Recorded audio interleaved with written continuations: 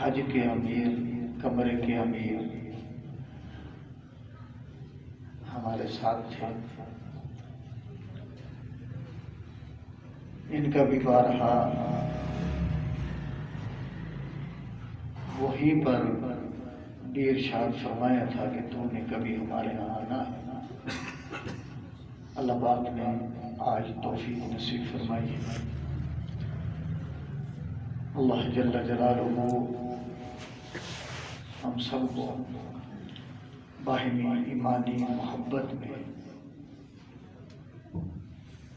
جس کے بارے میں خود حضور نبی کریم صلی اللہ علیہ وسلم کا ارشاد ہے کہ وجبت محبتی فی المتحابین فیہ، وجبت محبتی للمتزاورین فیہ، وجبت محبتی للمتجالسین فیہ. ہماری باہمی ایک دوسرے سے جو محبت اللہ وہ ایمانی محبت بنا دے، دنیاوی اغراض سے اللہ پاک بالائے طاق فرما دے. اور محبت ایک تو باہمی رشتہ داری کی ہے، وہ تو صلہ رحمی ہم پر واجب ہے، اور ایک محبت میری آپ کی بحیثیت ایمانی ہے جو دنیا میں بھی نفع دے گی اور آخرت میں بھی نفع دے گی. دنیا کا نفع یہ کہ جیسے میں نے عرض کیا، حضور نبی کریم صلی اللہ علیہ وسلم نے ارشاد فرمایا جو محض میری محبت میں آپس میں مل بیٹھتے ہیں، میں عرش والا ان کے لیے اپنی محبت کو واجب قرار دیتا ہوں. میری محبت ان کے لیے ہو جاتی ہے. وجبت محبت، جو میری نسبت سے آپس میں بیٹھ جاتے ہیں، وجبت محبتی، میری محبت ان کے لیے واجب ہو جاتی ہے. جو میری محبت میں ایک دوسرے کی زیارت، میں کدھر جا رہا ہوں؟ اپنے مومن بھائی کے دیدار کے لیے جا رہا ہوں، صرف اتنی نیت ہے، صرف اتنی نیت. جیسے حضور نبی کریم صلی اللہ علیہ وسلم ارشاد فرمایا، کوئی آدمی کہیں جا رہا تھا اپنے کسی بھائی، ایمانی بھائی کی ملاقات کے لیے. اللہ پاک نے فرشتوں کو انسانی صورت میں بھیجا، جب یہ جو میرا بندہ جا رہا ہے اس سے پوچھو کہاں جا رہے ہیں، کیوں جا رہے ہیں. وہ انسانی صورت میں فرشتہ آیا، آ کے پوچھا بھائی میں فلاں بستی میں جا رہا ہوں، کیوں جا رہے ہیں؟ وہاں ایک بھائی ہے، اس کو ملنے، اس کی زیارت کرنے جا رہے ہیں. کیا اس کا کوئی لین دین ہے؟ کوئی آپ کا اس سے کوئی تقاضا ہے؟ کوئی وجہ ہے؟ عرض کیا نہیں، وجہ نہیں، وہ بھی ایمان والا ہے، میں بھی ایمان والا ہوں، میں ایمانی حیثیت سے اس کی زیارت کرنے جا رہا ہوں.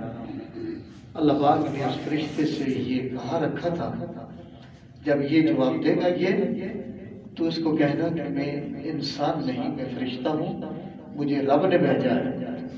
اور مجھے میرے اللہ نے یہ کہا تھا جب تو یہ کہے نا کہ میں اپنے اس بھائی کی زیارت کے لیے بنسبت ایمانی جا رہا ہوں، تو اس میرے بندے کو میرا یہ پیغام سنا دینا کہ تو میرے بندے ایمان والے کی زیارت کے لیے جا رہا ہے، میں عرش والا تیرے لیے اپنی محبت کا اعلان کرتا ہوں.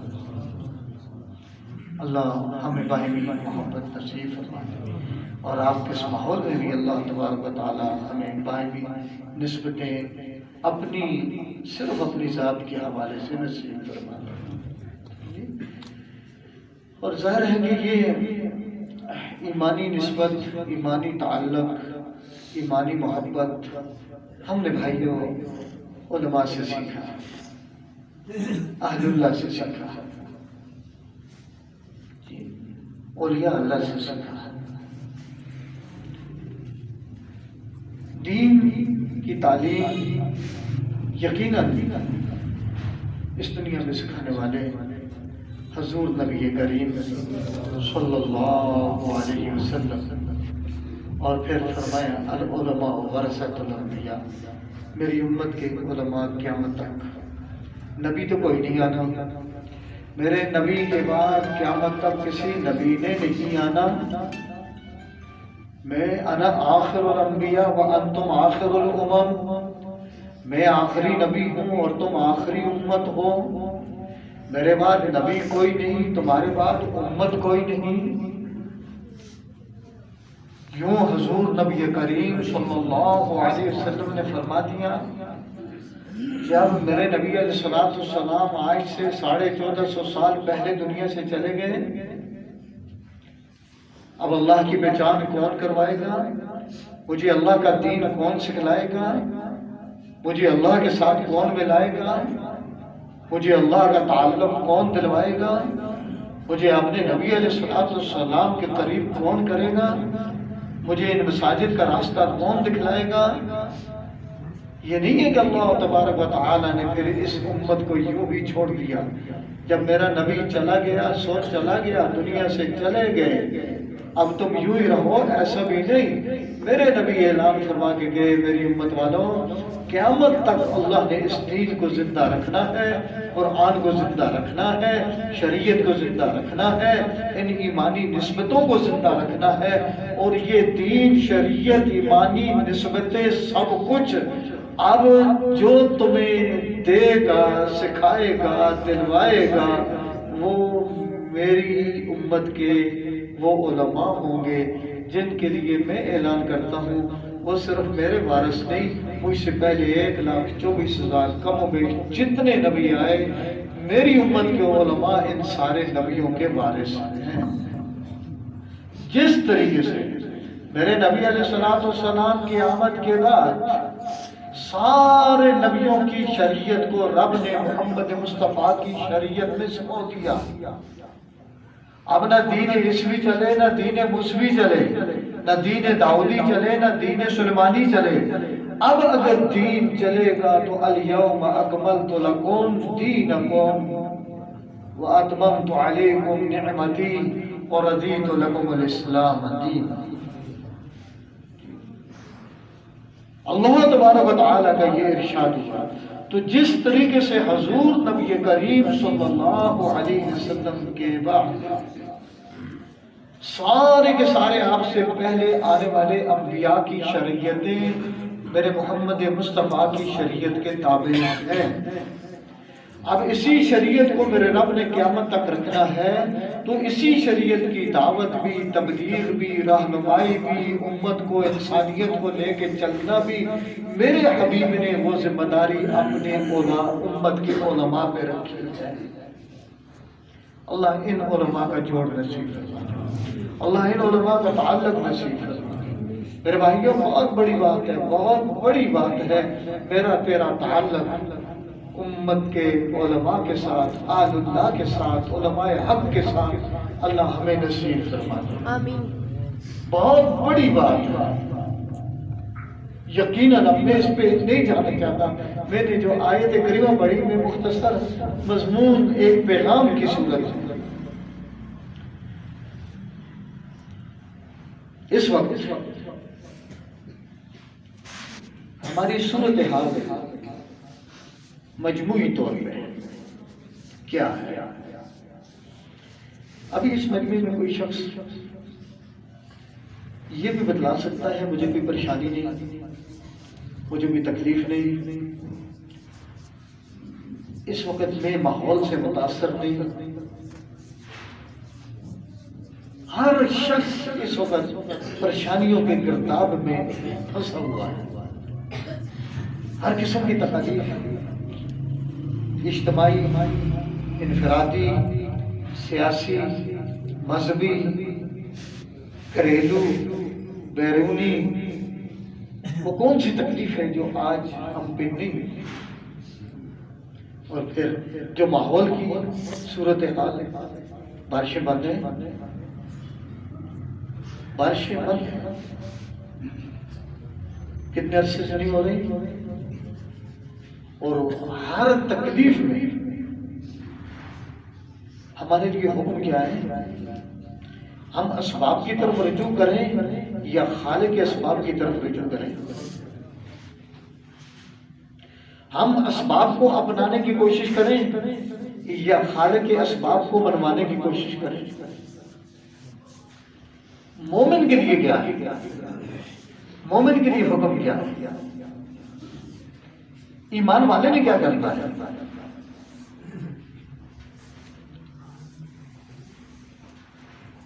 حضور نبی کریم صلی اللہ علیہ وسلم ہی نہیں، آپ سے پہلے جتنے انبیاء آئے ان انبیاء میں سے اللہ نے چند کا تذکرہ قرآن میں فرمایا ہے،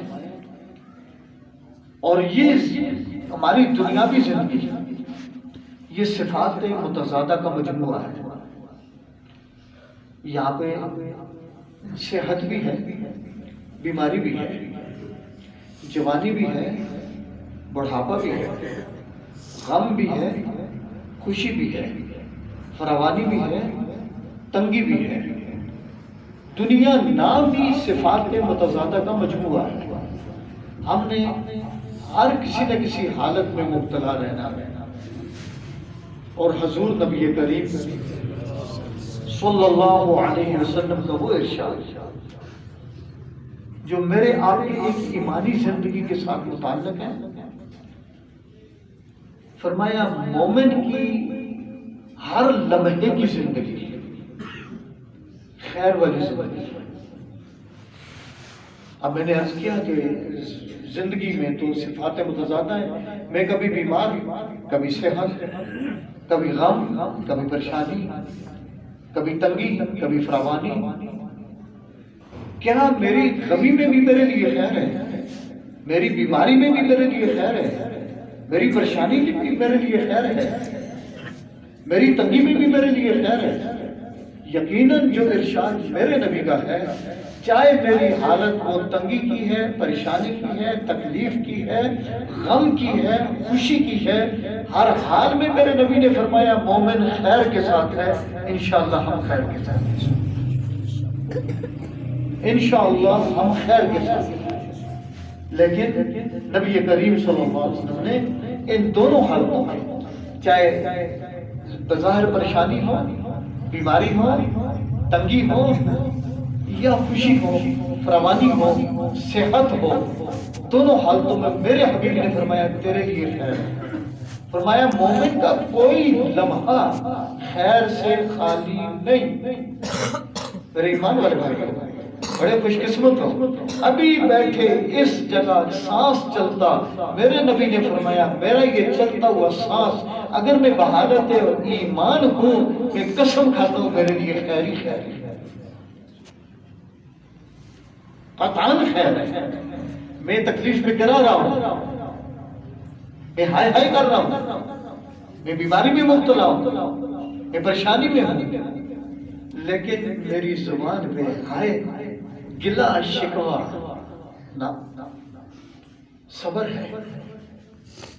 میری اس حالت کا مالک کون ہے؟ میں صبر کر رہا ہوں۔ جو رب یہ حالت مجھ پہ لانے والا ہے وہی پروردگار عالم میری اس حالت کو تبدیل کرنے پر بھی قادر ہے۔ میں نے صبر کیا، جو صبر کرتا ہے، اور صبر کرتا کسی تکلیف پہ، کسی بڑھاپے میں، کسی بیماری میں، کسی پریشانی میں، تیری میری شان کیا ہے؟ میرے تیرے حبیب نے خبر دی ہے اگر تجھے کانٹا بھی چبھتا ہے نا، کانٹے کی تکلیف کیا ہے؟ کانٹا چبھ گیا ہے، کانٹے کی تکلیف کیا ہے؟ فرمایا میرے کسی امتی کو کانٹا چبھے، اس کانٹا چبھنے کی جو تکلیف پہنچے، اس تکلیف پہ وہ صبر کر رہا ہے، اللہ اس کانٹا چبھنے کی تکلیف پہ بھی اس کے گناہوں کو معاف فرما دے گا۔ ماشاءاللہ، صبر ہائے ہائے نہیں، گلہ شکوہ نہیں۔ یہ مومن کی پہچان ہے، تکلیف پہ صبر، اور پھر اس صبر پہ میرے رب کی طرف سے عنایات کیا ہے؟ تیرے میرے حبیب نے خبر دی ہے نا. کانٹا چبھنے کی تکلیف کیا ہے دوستو؟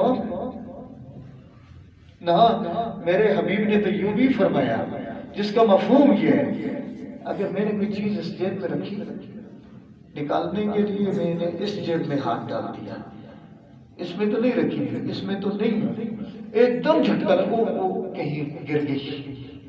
مجھے یہ جو تکلیف پہنچی، فوراً ہاتھ دوسرے جیب میں ڈالا، مل گئی. فرمایا یہ جو تھوڑی دیر کا اس کو یہ جو جھٹکا لگا نا، اللہ نے اس پہ بھی گناہ ہوا. کیا شان ہے تیرے ایمان کی. شکر ہے اللہ تبارک و تعالیٰ نے ہمیں ایمان والا بنایا ہے. علی کرنا کہ سیدنا ابراہیم خلیل اللہ کا تذکرہ رب فرما رہے ہیں قرآن میں، جب لوگوں نے، حکومتوں نے، گھر والوں نے نکال کے باہر کر کے آگ جلا کے کپڑے اتار کے من جدید پہ رکھ کے ان کو آگ میں پھینکنے کی کوشش ہو رہی ہے، ابھی پھینکتے ہیں. اور رب کے فرشتے رب سے اجازت لے کے ابراہیم کے سامنے آتے ہیں، اور آتے ہی کہتے ہیں ہم آگے فرشتے ہیں، اللہ سے اجازت لے کر آئے آپ کو بچانے. کتنی بڑی تکلیف، موت ناشتی ہوئی نظر آ رہی، اس آگ کے قریب کو نہیں جا سکتا. اس وقت بھی میں عرض یہ کر رہا تھا کہ اللہ نے ہمیں درس دیا ہے ساری تکلیفوں کا مداوع کرنے والا کون؟ رجوع کس کی طرف؟ اسباب کی طرف، مادیات کی طرف، یا عرش والے کی طرف؟ کیا کہتا ہے ابراہیم نے؟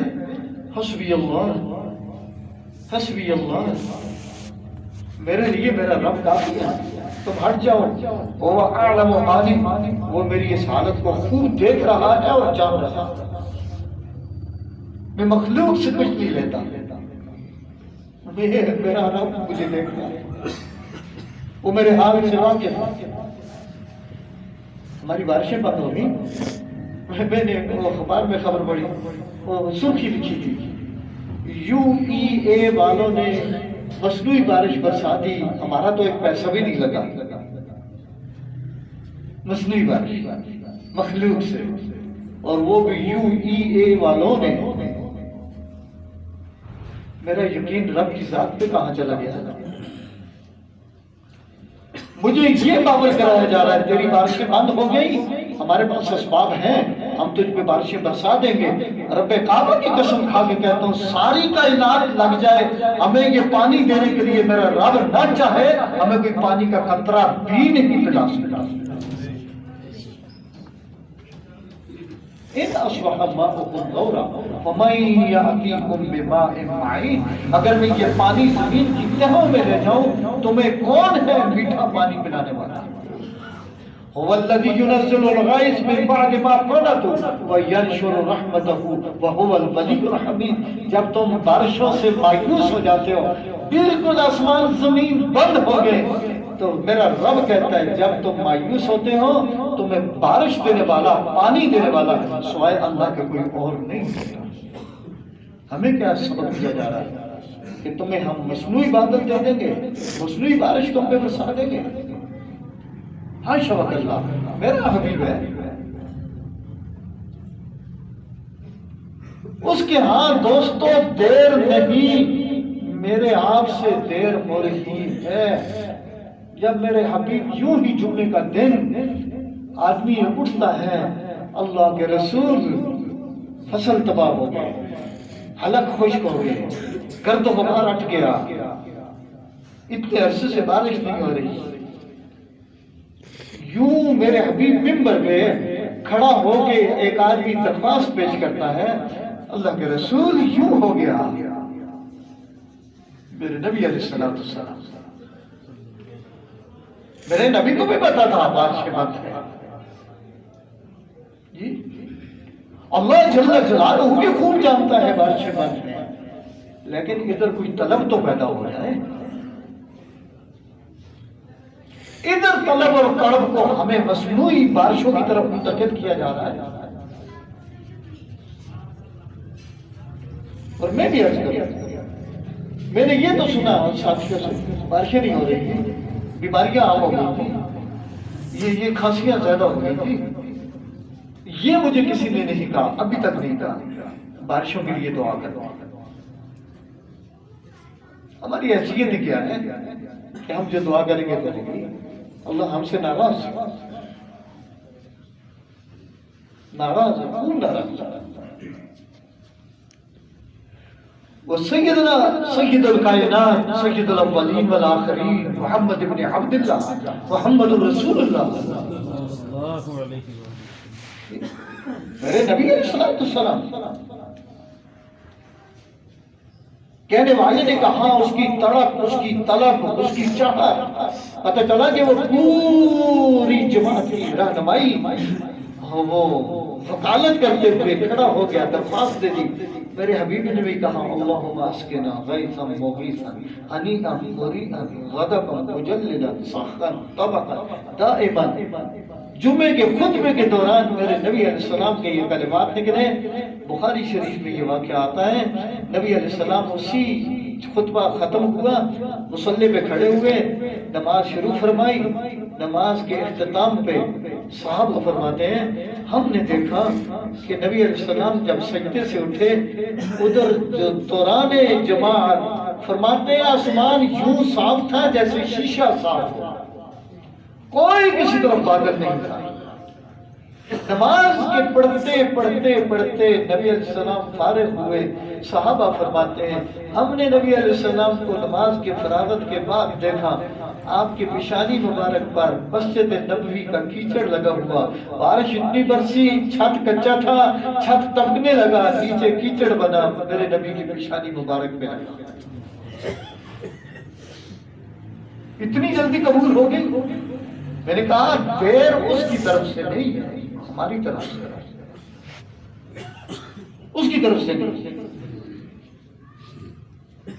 ایک دن، دو دن، 3 دن، 4 دن، 5 دن، 6 دن، 7 دن، اگلا جمعہ آ گیا، پھر کوئی آدمی اٹھتا ہے یا رسول اللہ بارشیں اتنی ہو گئی، جل تھل ہو گیا، یوں ہو گیا۔ میرے نبی علیہ السلام کی انگلی یوں پھر اللہم حوالینا ولا علینا۔ صحابہ فرماتے ہیں نبی کی انگلی یوں پھر رہی تھی، بادل یوں کٹ رہے تھے، یوں لگ رہا تھا مدینہ طیبہ سے بادل بالکل صاف ہو چکے، چاروں طرف بادل ہیں اور مدینہ کا ماحول صاف ہے۔ سرور اللہ تبارک و تعالیٰ کی طرف رجوع تو کریں۔ سیدنا زکریا کو اولاد کی ضرورت پڑی، رب حب لی من لدنک ذریۃ طیبہ۔ سیدنا ایوب بستر پہ لیٹا ہے، تڑپ رہا ہے، کوئی بھی نہیں ہے، رب انی مسنی الضر وانت ارحم الراحمین۔ کس کو پکار رہا ہے؟ سیدنا ابراہیم کس کو بلا رہا ہے؟ اور وہ جو آیات میں نے پڑھی فلولا انہ کان من المسبحین للبث فی بطنہ الی یوم یبعثون۔ اللہ نے قاعدہ قانون بتلا دیا ہے آیات۔ سیدنا یونس ہے جس کا واقعہ آپ جانتے ہیں، جب وہ مچھلی کے پیٹ میں چلا جاتا ہے، مچھلی دریا سمندر کی تہ میں ہے،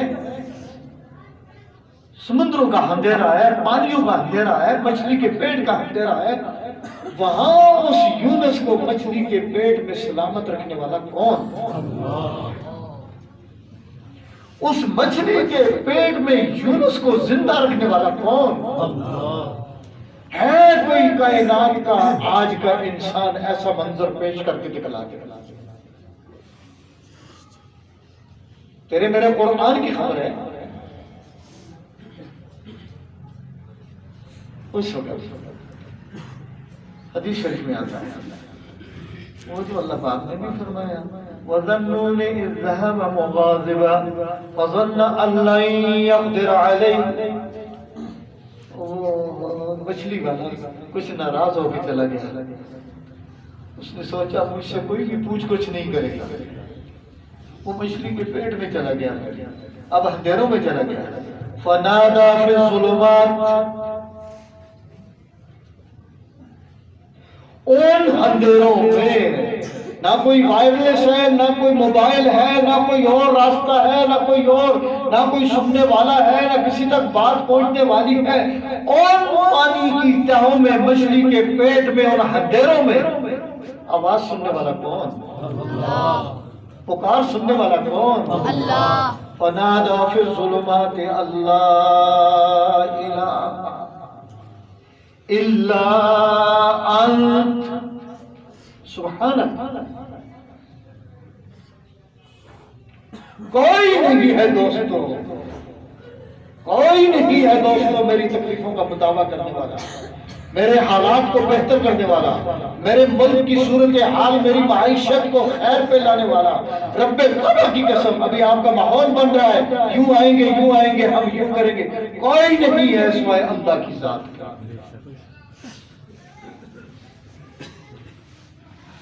اے امت والا،